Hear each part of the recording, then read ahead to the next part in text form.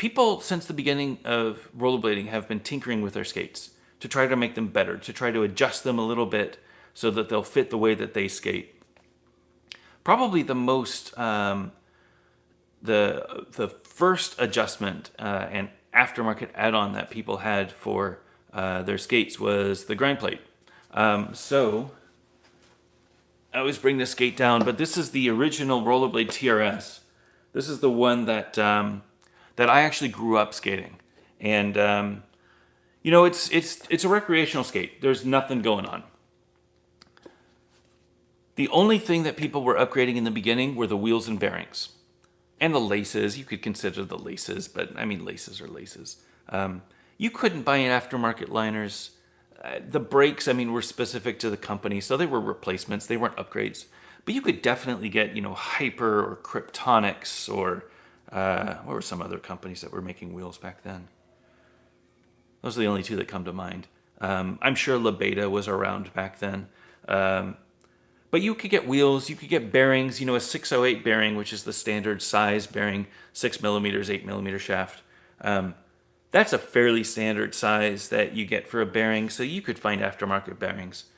But that was really about it. You know, anybody skating back in those days, either they upgraded their wheels or their bearings, or they just skated them stock. When people started grinding, they started grinding through this frame. And one of the first aftermarket upgrades that they added to their skates was a grind plate. So a grind plate was in this case, a wrench that they would find in the box of the Rollerblade TRS. So these axles have these little hex nuts. So it would be a crescent wrench. So you would put on a wrench and you would crank around, and that's the way that you would get off these axles. They didn't have, you know, the what is it, the M4 Allen key. They had a wrench, and that was fine. But funny enough, on most of the skates, the way that the wrench worked is it had a crescent on one side and I don't know what it's called, but I don't know what it would be. I don't work in an auto shop. But it would be a crescent on one side and then like a hoop sort of C-looking thing. You know what a wrench looks like that. Funny enough, they fit this gap perfectly.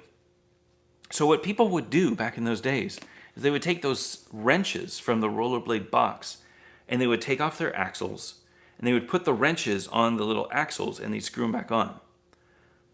Now, why would you do that? Well, first of all, you could grind on half pipe and rails and stuff like that with metal. And metal has this amazing sound. When you're grinding on a metal grind plate to a metal obstacle, it just sounds cool. You know, there's, especially on a rail, it's like this hollow ting sort of sound. But most importantly, it would prevent the frames from wearing down too quickly. They were like frame protectors. So you would put that metal grind plate on the outside and it would just take forever for you to wear down the frame. Otherwise, if you were just skating on the frame, you know, you could wear this down. This is a super thin plastic. You could wear this down in, you know, a couple sessions. So that was really the first grind plate. And shortly thereafter, Senate started making the grind plates. A company called Senate started making grind plates that they would call wrenches, which was a play off of the original TRS wrench. It didn't look like a wrench. It looked like just a piece of metal with two holes in it. But it was perfect for fitting on the skates. It was modeled after the size of the wrench, and it worked great.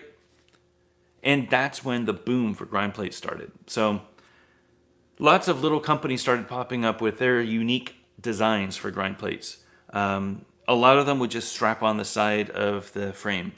Some of them would be like an H-block. So they would strap onto the side of the frame, but you would take the axles off and you slide it down. So it was like it had like a bridge in the middle, and it would have a line here and a line here with a bridge that was kind of like an H-block. And those are really interesting. Actually, the owner of 50/50, the guy that created 50/50, Ted Simpson, along with Jess Deerenforth, he came up with a grind plate, and that's actually how Jess and Ted met. He had a grind plate, I think it was called EXP, that fit in the middle. and it was a bridge grind plate. He was a metal worker. So he knew everything about metals and how to make things work. He came up with that design. It was amazing for the time. I actually have, so while I was out in California, I grabbed a bunch of old 50/50 stuff, and I'm going to talk about it a little bit later on another video. But I wanted to show you what one of the old grind plates looked like. So this is a 50/50 grind plate. This is the way that they used to come back in the days. If I had $1 for every cap that I put on, you know, back when I started with 50/50, I was the guy managing production. So I would sit and I'd put on caps for grind plates all day. And then I would get people to help us put caps on grind plates all day. Anyway, this is a grind plate. So you can see immediately, this is like a version 2 of grind plates. You know, the original ones were just a piece of plastic or a piece of metal.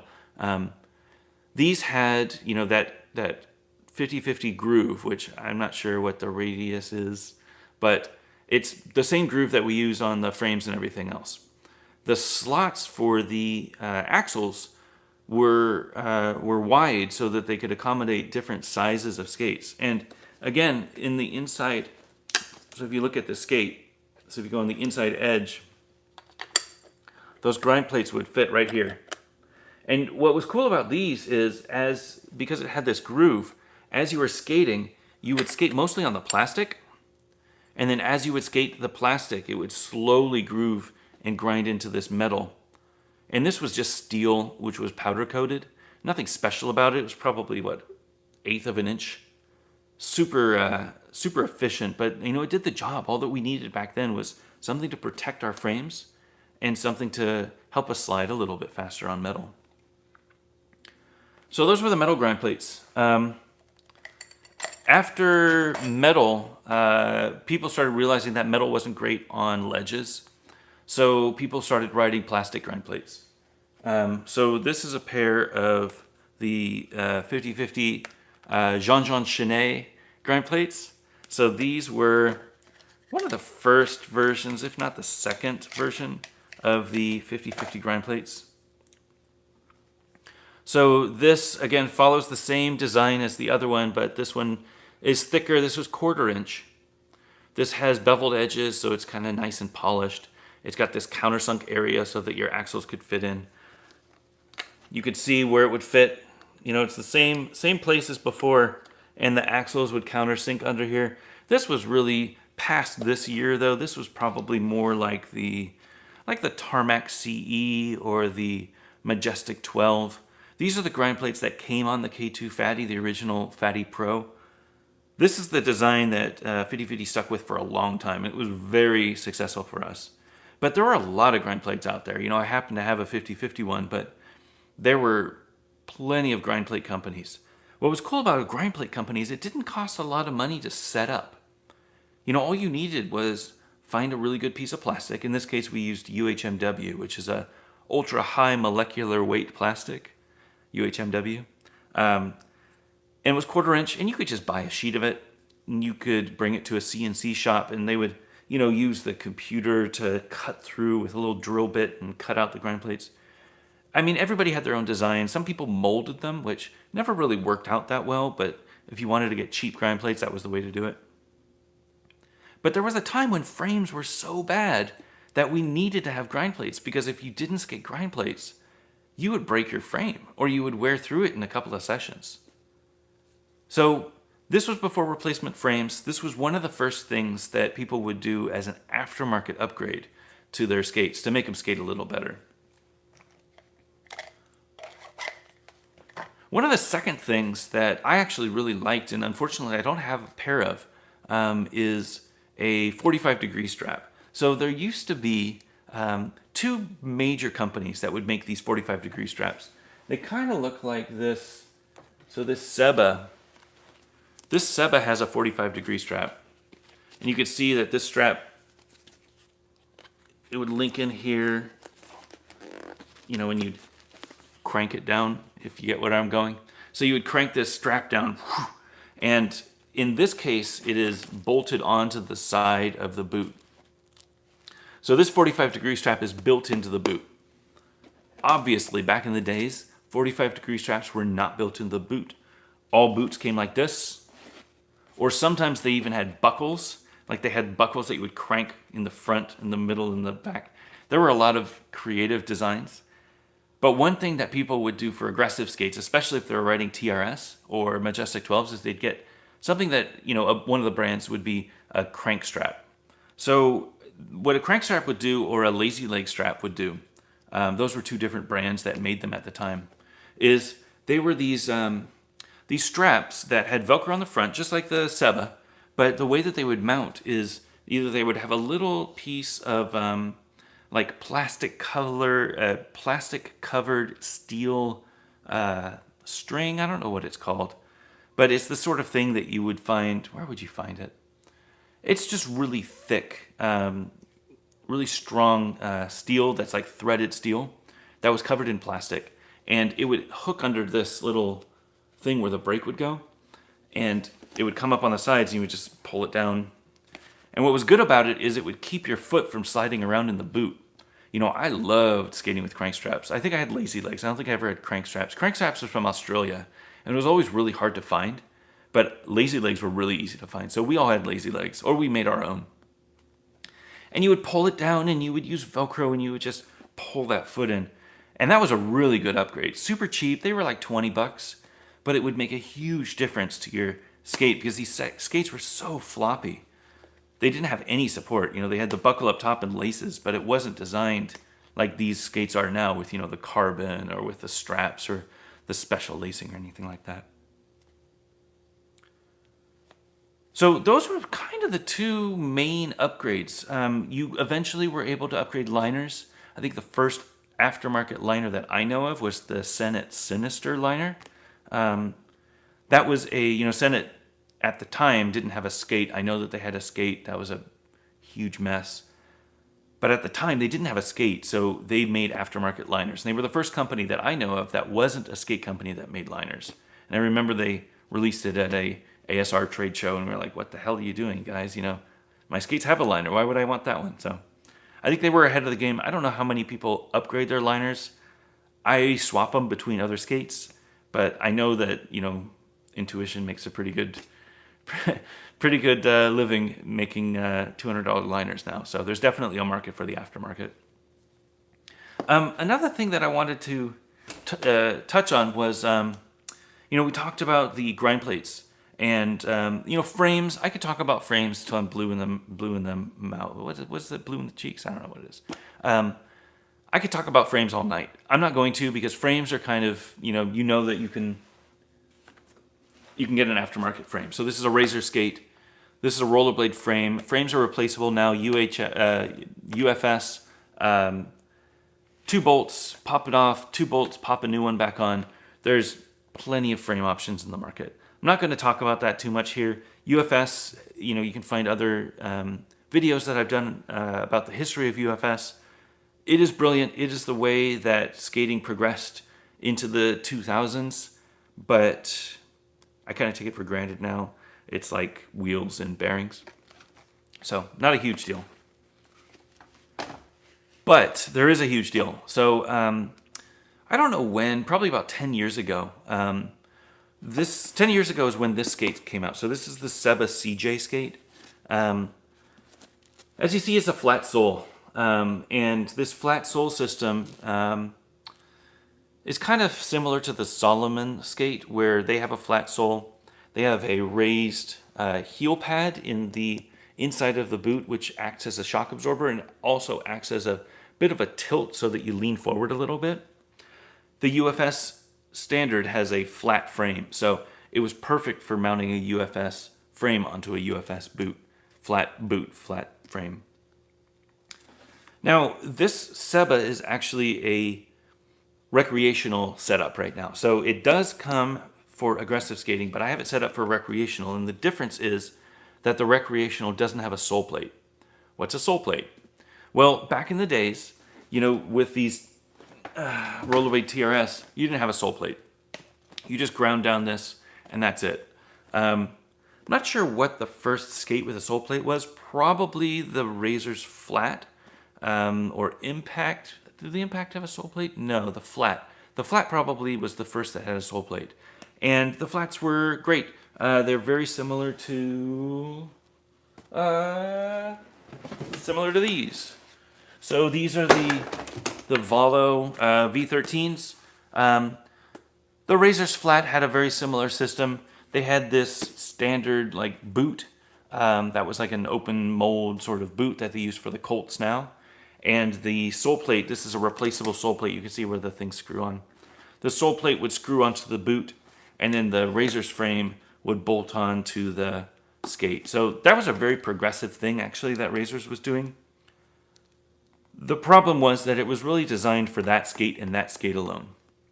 So you couldn't take off that sole plate and put it on another one. I don't think anybody made aftermarket sole plates for the Razor's Flat. I think that it was too difficult of a time at that time to make anything aftermarket. They didn't have 3D printing. They didn't have, really easy access to CNC machines. So that really didn't happen. But things have changed. So this Seba comes with a, where is it? Replaceable sole plate. So this sole plate is the what makes this Seba skate a CJ skate. It's what makes it the aggressive skate. So I'm not going to take off the frame, but you can see this sole plate sandwiches in between the frame and the boot. So it just sits on the boot. You have the two UFS bolts that just pass through. They don't do anything. They have the little nubs for UFS, but the bolts just go straight through. And by bolting this frame onto the boot, it creates this 3-layer system so that the frame and the sole plate and the boot are all mounted together and you can do grinds. This is the sole plate that came with my CJ. There are a few other skates on the market that have sole plates like this. The USD Carbon, the USD 7. I don't know that there's any others. I think that's it. So 3 that I can think of. There might be more. The distinct design of these boots is that they all have a flat boot. So this part is flat. And they all mount through the middle bolts.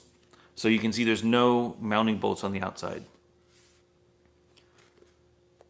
What this means is that people can make replacement sole plates. So you can, if you know what you're doing, you can go to a machine shop with a really nice piece of UHMW plastic or some other sort of really fast sliding plastic and some CAD drawings and have them cut out a sole plate. And there are a few companies that are making them now. The one that comes to mind is Gray Matter. I don't have a pair of Gray Matter. They also make little grind wheels. But the Gray Matter sole plate, when I was just getting back into it, they were promoting that sole plate. And it was really cool. It had, the pre-groove. It had a really cool, like, X sort of pattern on the sole that was supposed to help with resistance and friction and stuff like that. I don't know that they ever came out. I think that a few of them shipped. I haven't seen any in the wild. But just to think that it's possible is pretty awesome. Now, the reason why I bring this up is I have a pair of aftermarket soles on my 908s. So this is a weird one. So this is the Them 908. It has a sole plate very similar to that Valo that I showed you. The boot is here. The sole plate mounts with all the bolts on the sides. And then the frame mounts, actually mounts to the sole plate with the 2 bolts for UFS. But this guy named Andrew Kingery, who's actually a friend of mine, started a company called King Soles. He started making sole kits for Solomon's. And he also makes them for the USC 7 or the Seba CJ skates. He just loves making stuff with plastic. And I think there's a lot of companies out there that are going to be making stuff out of plastic. And he made these. So these are the first that I've seen, aftermarket sole plates for the them 908s. They're crazy. So I don't know what material this is, but they are machined out of solid block. I actually have one that hasn't been mounted yet. So this is what they look like. It is machined out of a solid block of plastic, and it fits the boot perfectly. There is a little pre-groove on the side, the channel for the UFS, and then in this case, I think the bolts go all the way through. So you put the T-nuts inside your boot, and the bolts go all the way through. I just love this. I love that people are experimenting with designs. And I love that, in this situation, Andrew saw this skate that he wanted to improve, and he said, I'm not going to let somebody else do it. I'm going to do it myself. I'm not going to wait around for a company to improve things. I'm going to take a piece of plastic and cut it up and figure out how to make it myself. What makes me so happy about this is the same spirit that was the grind plate revolution back in the days that brought on all these different companies. So the rollerblading industry was huge back in the grind plate day. Some might say it was huge because some might say there were a lot of grind plate companies because the industry was huge, but it's possible that the industry was huge because there were so many grind plate companies. There was so much excitement. People could go anywhere, and you would have a grind plate company. Like, there were local grind plate companies. Little regions would have a grind plate company, and you could find grind plates that you could only find in that region because they didn't have a shop, or maybe they just had a local shop. I feel like that's what's happening with these, and it makes me really excited. As a guy that loves tinkering with gear, seeing somebody make an aftermarket part that functions, this skate great, that functions as good as the part, if not better, that comes with the skate, that just makes me stoked. I feel like the future is bright. And if he can do it, chances are other people can as well. And if they haven't yet, they will. So I love this. I love that there are people making aftermarket products. I hope that there are more. I know personally I'm going to try to do everything that I can to foster the aftermarket companies, through the channel and promoting people who make, their own parts, but also through, 50/50 and hopefully building things that people can mount aftermarket parts on. I think there's a bright future there. And I just love being part of it.